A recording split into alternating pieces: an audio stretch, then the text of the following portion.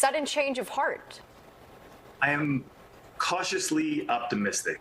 It is fascinating to me that we're even having this conversation, that Facebook is so much a part of our culture and shapes our culture. I think I am concerned about chaos without guardrails, and the social media ecosystems do have a larger responsibility than just a broad stroke of freedom of speech.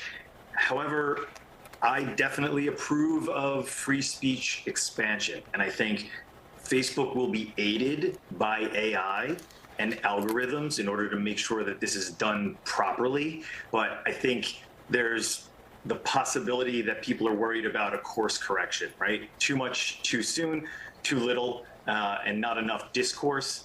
But I think overarchingly, I'm skewing toward this is a good thing. Interesting, because I know a lot of people freaking out about this, saying, you take this away, now we're going to get more hate speech, more divisive speech on there. But I mean, and nowadays you could say, I don't like the color pink, and you're labeled, a divisive person.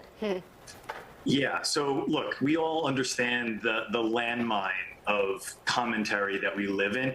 I think, I'm a parent of 2 teenage girls, and I think about this often. I think it could empower families to have more difficult conversations. It could foster resilience in people that are on these platforms.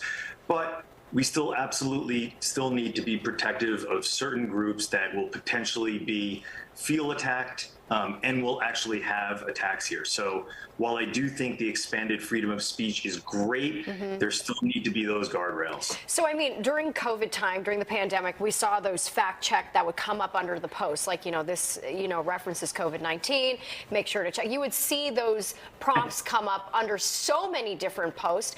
But what is it going to look like now? Because it seems to kind of mimic what it looks like on X. It's almost like community policing. What is that? What is it going to look like?